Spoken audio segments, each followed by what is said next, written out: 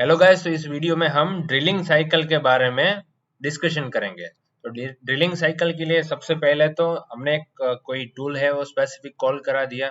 उससे पहले G71, G90, G95, G64, ये जो इनिशियल हेडर है वो हमने टाइप कर दिया। फिर एक टूल को चूज कर लिया है, जैसे कि थर्ड नंबर का टूल है वो 10 mm डायमीटर का एक ड्रिल है कोई। M6 यानी टूल चेंज कमांड, D1 यानी कटिंग एज नंबर एक सिलेक्शन कर दी है। कुछ स्पेसिफिक आरपीएम अभी हम यहाँ पर स्पेसिफाइड कर देते हैं, जैसे कि 2500। M4 राइट, क्योंकि हमें एंटी क्लॉकवाइज डायरेक्शन में रोटेशन चाहिए।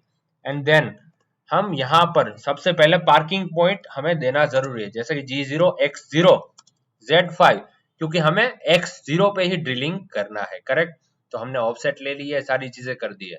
नाउ ड्रिलिंग में जाएंगे हम, वहां पर ड्रिलिंग रिमिंग करके जो साइकिल अवेलेबल है उस पर हमने क्लिक किया, तो सबसे पहला ऑप्शन है वो ड्रिलिंग का है। तो इस साइकिल के बारे में हम इन डेप्थ नॉलेज अभी गेन करेंगे। सबसे पहले इनपुट है और सेकंड वहां पर ऑप्शन रहेगा सिंपल। तो यहाँ पर जो सिलेक्ट बटन अवेलेबल है उससे हम ये सिलेक्शन कर सकते हैं।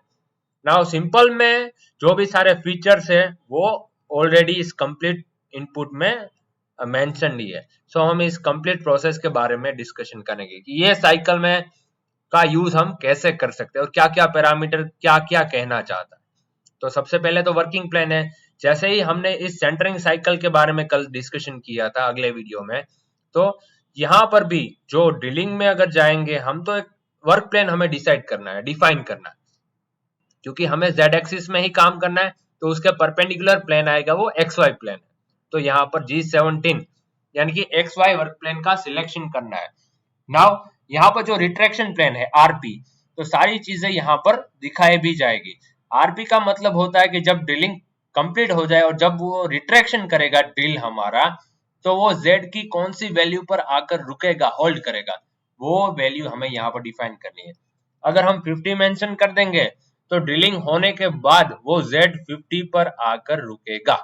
तो ये आरपी का मीनिंग होता है। नाउ SC है तो सेफ्टी डिस्टेंस है।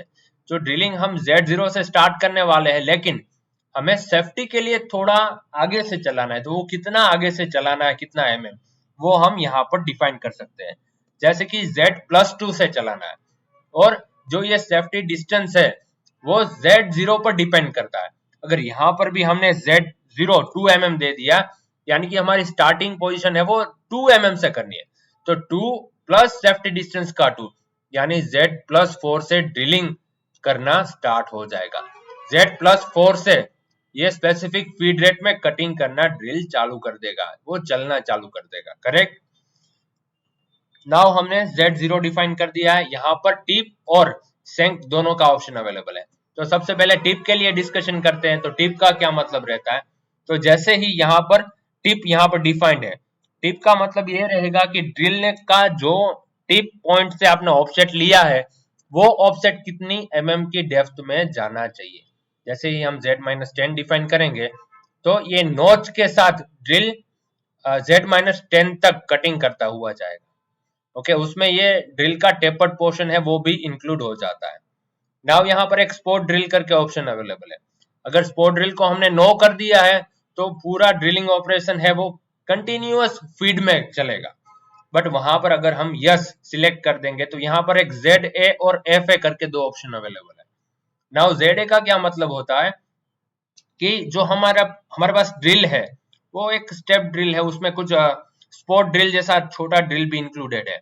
या फिर अगर दूसरे मतलब से समझा जाए तो कंपोनेंट में सबसे पहले ड्रिल अगर वो मटेरियल में इंसर्शन करेगा, वो पेनिट्रेट करेगा, तो उस समय पे थोड़े डिस्टेंस तक अगर हमें जो फीड रेट है उसे कम रखनी है, क्योंकि क्या होगा अगर हम HSS ड्रिल चलाएंगे तो वहां पर मटेरियल में यहाँ पर कोई भी इंप्रेशन नहीं होगा, वो पूरा फ्लैट ही पोर्शन होगा। करेक्ट, सो थोड़े की डेप्थ के लिए अगर हमें कम फीड रेट में कटिंग करना है तो वो हम यहाँ पर डिफाइन कर सकते हैं। ये माजरा है पूरा। ZA है वो इंक्रीमेंटल के फॉर्म में है।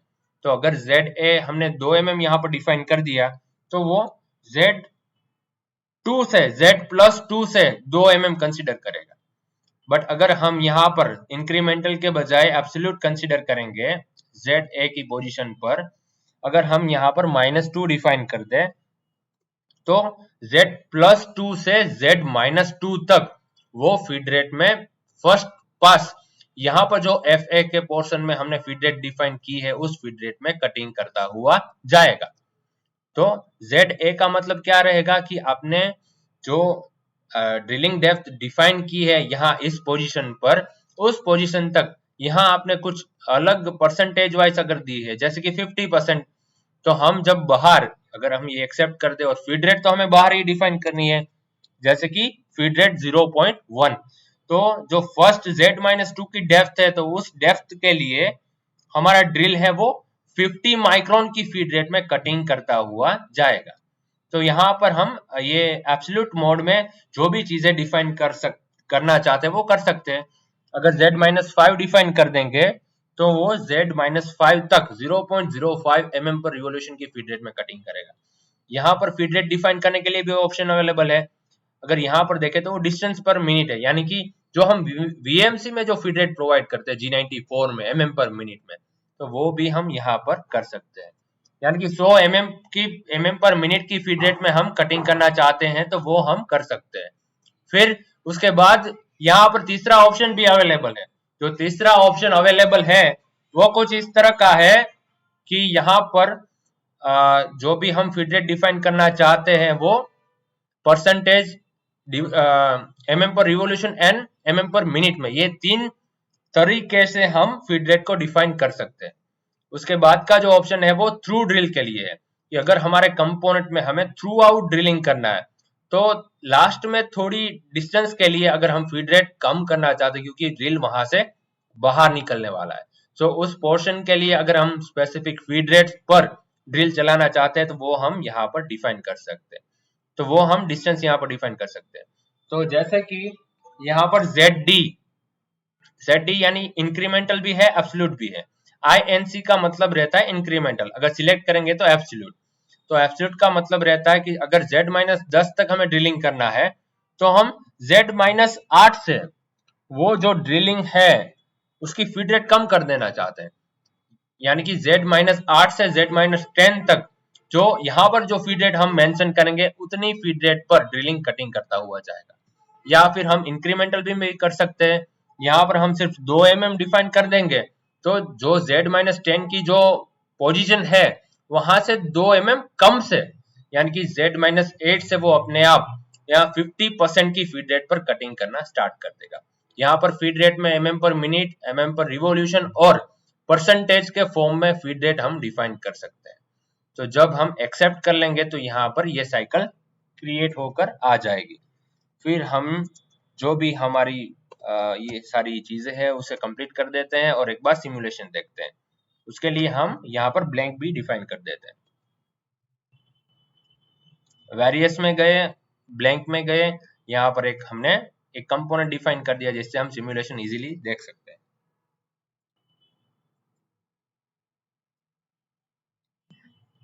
जैसे ही हमने बात की थी कि X0Z5 पर हमारा टूल आकर रुक गया है। नाउ हम साइकिल स्टार्ट करते हैं तो Z+2 पर आएगा। तो जैसे कि हम Z+2 तक रैपिड में आ गए हैं तो क्योंकि हमने सेफ्टी क्लियरेंस से 2 mm डिफाइन किया था और Z0 है वो 0 है, तो Z0 से 2 mm की दूरी से हमारा ड्रिल है वो ड्रिलिंग करना स्टार्ट कर देगा।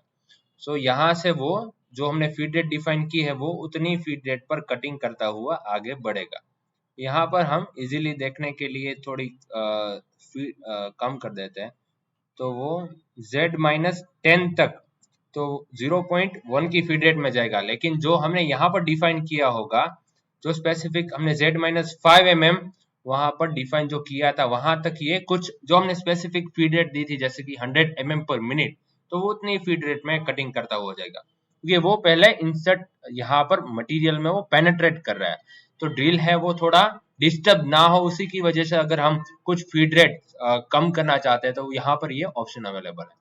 फिर जैसे ही हमने Z-8 डिफाइन किया, एक्चुअल में हमारी जो Z1 की डेप्थ थी वो Z-10 थी, लेकिन वहां पर हमने थ्रू ड्रिल के लिए एक ऑप्शन सिलेक्ट किया था, सो वो 2 mm से फिर से उसकी फीड रेट है वो कम हो जाएगी और जैसे कि यहाँ 50% हमने रखा था तो वो 0.05 mm पर रिवॉल्यूशन की फीड रेट पर वो यहाँ पर Z-10 तक कटिंग करता हुआ जाएगा।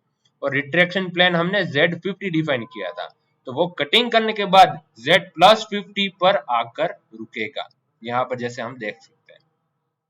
तो कुछ इस तरह से ये पूरी ड्रिलिंग है वो साइकिल हम यूज कर सकते हैं। नाउ एक ऑप्शन अवेलेबल है सेंक करके, जैसे ही टिप है वहां पर अगर हम जाएंगे तो सेंक ऑप्शन है। तो सेंक ऑप्शन का मतलब ये रहता है जैसे ही हम ड्रिल देखते हैं तो उसका जो कंप्लीट डायमीटर है वो यहाँ तक ही होता है, आगे तो उसकी एक टिप एंगल का एक पूरा यहाँ पर एंगल जनरेट होता है। तो अगर हमें टिप एंगल पता है एक्चुअल में तो वो टिप एंगल हम यहाँ पर मेंशन कर सकते हैं। जैसे ही एक सिंपल एग्जांपल के लिए हमने यहाँ पर 90 डिग्री को कंसीडर किया, तो जब हम 90 डिग्री कंसीडर करते हैं तो कुछ इस तरह से अगर हमारे पास 10 mm का डायमीटर का एक ड्रिल है तो 5 mm सेंटर लाइन से ऊपर 5 mm सेंटर लाइन से नीचे, कुछ इस तरह से हम समझ सकते हैं। और अगर हमें कंप्लीटली कंपोनेंट में अगर 10 mm का डायमीटर अगर 10 mm की लेंथ में चाहिए तो वो ड्रिल अपने आप ही जो आगे ड्रिल को आगे जाना पड़ेगा कंप्लीटली। अगर 10 mm की लेंथ में अगर 10 mm का डायमीटर जनरेट करना है तो ही ये नॉच है वो इस डायमीटर के आगे जाएगी, तो ही कंप्लीटली डायमीटर हम कंपोनेंट में जनरेट कर पाएंगे। या तो हमें क्या करना पड़ेगा, वर्नियर से मेजर करके Z-10 की जगह पर जो भी एक्स्ट्रा मूवमेंट Z-12.5 या 13 तक जाएंगे फिर हम वर्नियर से मेजर करके सेट कर सकते हैं। तो यहाँ पर ये ऑप्शन अवेलेबल है कि अगर हम सेंक डिफाइन कर दे और एंगल स्पेसिफिक हमें पता हो तो यहाँ पर हम टिप की जगह पर सेंक सिलेक्ट कर लेते हैं और Z-10 तक हमने कंप्लीट यहाँ पर डिफाइन कर दिया। अभी के लिए ये ऑप्शन हम बंद कर देते हैं। यहाँ पर ड्वेल टाइम करके ऑप्शन है कि अगर हमें ड्रिल को Z-10 पर कुछ समय के लिए कुछ टाइम के लिए होल्ड करना है तो वो हम करा सकते हैं। तो ये सेकंड के फॉर्म में है, यहाँ पर सिलेक्ट बटन करेंगे तो रिवॉल्यूशन के फॉर्म में, यानी कि 2 रिवॉल्यूशन 5 रिवॉल्यूशन तक हमारी Z एक्सिस है वो Z-10 पर रुकी रहेगी। आरपीएम कंटिन्यूसली रोटेट करेंगे, लेकिन वहां पर अगर हमें जो ये ड्रिल की यहाँ पर नॉच जनरेट होती है क्रिएट होती है उसमें फिनिशिंग चाहिए, बर्स नहीं चाहिए, तो अगर कुछ ऐसी एप्लीकेशन है तो हम होल्ड करा सकते हैं। ये बाय डिफॉल्ट साइकिल में अवेलेबल है। तो जैसे ही Z-10 लेंथ तक हमें कंप्लीटली 10 mm का डायमीटर चाहिए तो Z एक्सिस में जो एक्स्ट्रा मूवमेंट करना है वो कितना करना पड़ेगा वो अपने आप ही मशीन डिफाइन कर लेगा, आइडेंटिफाई कर लेगा, और Z में उतनी एक्स्ट्रा मूवमेंट वो अपने आप कंसिडर कर लेगा। तो जैसे ही समझने के लिए हम देख सकते हैं यहाँ पर Z+2 आ गया, फिर Z-10 तक गया। और अगर हम बात करें ये Z-15 तक जो ड्रिल है वो एक्स्ट्रा मूवमेंट करेगा, क्योंकि तब ही हमें एक्चुअल में यहाँ 10 mm तक कंप्लीटली 10 mm का डायमीटर मिल पाएगा, राइट? क्योंकि हमने जो एंगल डिफाइन किया है वो 90 डिग्री है। जैसे ही ये 90 डिग्री का एंगल है तो अगर हमें कंप्लीटली 10 mm तक ये डायमीटर चाहिए तो हमें क्या करना पड़ेगा कि 5 mm है वो एक्स्ट्रा मूव करना पड़ेगा, जिसकी वजह से हमें 10 mm की लेंथ में कंप्लीटली 10 mm का डायमीटर मिल पाए। यहाँ पर हम सिंपली समझ सकते हैं कि ये जो टेपर एंगल है वो 45 डिग्री का है। अगर ट्रिग्नोमेट्री यहाँ पर अप्लाई करे को ये ट्राइंगल बन जाएगा 45 डिग्री का, ये 5 mm की लेंथ हो गई तो ये भी साइड है वो 5 mm की हो जाएगी। सो अगर Z-5 में अगर हम कंप्लीटली इसे ड्रिल को आगे चलाए तो यहाँ पर जो ये इसका डायमीटर एनलार्ज हो जाएगा, तो ये कंप्लीटली डायमीटर हम फुलफिल कर सकते हैं। सो अगर हमें एग्जैक्ट डायमीटर चाहिए कुछ स्पेसिफिक लेंथ में तो हर बार हमें 5 mm एक्स्ट्रा मूवमेंट करना पड़ेगा। तो अगर हमें कुछ एंगल है वो स्पेसिफिक पता ही है तो वो हम यहाँ टिप एंगल में वो एंटर कर सकते हैं, जो जनरली 118 डिग्री का होता है। सो जो एक्चुअल में अगर प्रैक्टिकली देखा जाए तो यहाँ पर हमें टिप की जगह सेंक की जगह पर टिप चूज करके मैन्युअली ही डेप्थ को एडजस्ट करना होगा। लेकिन अगर आपकी कोई एप्लीकेशन है तो आपको एंगल पता है एग्जैक्ट तो वो आप सेंक की मदद से भी कर सकते हैं। सो जो एक्स्ट्रा मूवमेंट है वो अपने आप ही मशीन कैलकुलेट करके कर देगा। And all the best guys.